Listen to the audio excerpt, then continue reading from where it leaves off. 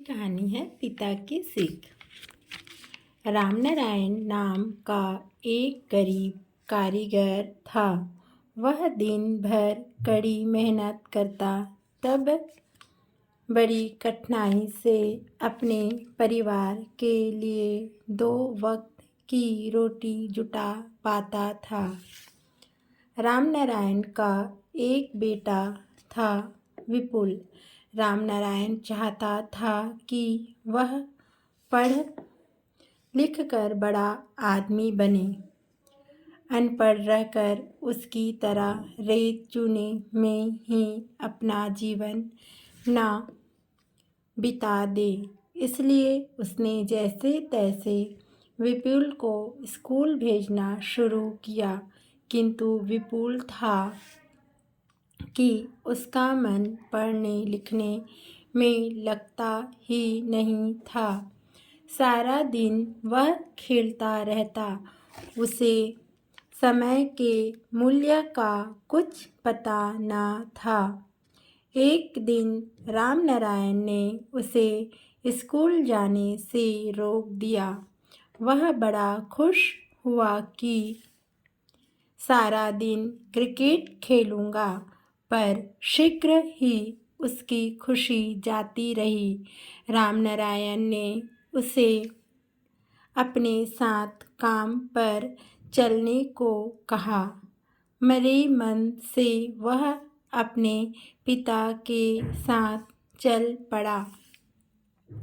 रामायण इन दिनों एक सेठ का मकान बनाने में लगा हुआ था।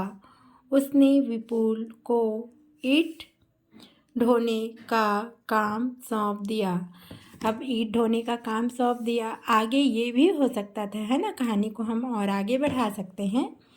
कुछ समय बाद विपुल को खेतों और घरों में बोझ ढोने के काम का दर्द समझ आ गया और वह मन लगाकर पढ़ाई करने लगा। ये हो सकता था, है ना। उसको लगता था खेलना काम करना आसान है, बट वो आसान नहीं है ना। पढ़ाई पहले ज़रूरी है, आपको बेसिक नॉलेज ज़रूरी है, सारा काम अच्छा है, पर आपकी बेसिक नॉलेज आपको पढ़ना लिखना तो आना ही चाहिए। तो ये ध्यान से पढ़िए आप, और आगे देखते हैं। गरीब कारीगर का क्या नाम था? गरीब कारीगर का नाम रामनारायण था। पिता ने पुत्र को कौन सा काम सौंपा? पिता ने पुत्र को ईंट ढोने का काम सौंपा।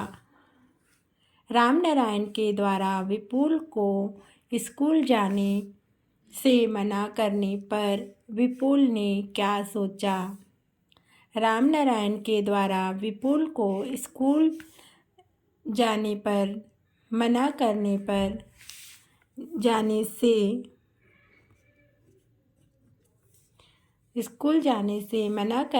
विपुल ने सारा दिन क्रिकेट खेलने का सोचा। अब देखिए सही या गलत लिखिए। पुत्र का नाम विपुल था ना, तो सही। आप ये निशान भी लगा सकते हैं, लेकिन यही निशान लगाने बोले तो आप निशान लगाएंगे। सही या गलत लिखने बोला गया तो सही या गलत लिखेंगे। रामनारायण पढ़ा लिखा था, गलत। विपुल सारा दिन पढ़ाई करता था, गलत। विपुल को ईंट ढोने का काम सौंपा, सही। विपुल को समय के मूल्य का पता था, गलत। तो ये ऐसे क्वेश्चन आंसर सही गलत हर पार्ट में आप प्रश्नों के उत्तर कैसे लिखते हैं, कैसे सही गलत, इसको सीखेंगे। और पाठ को ध्यान से पढ़िए।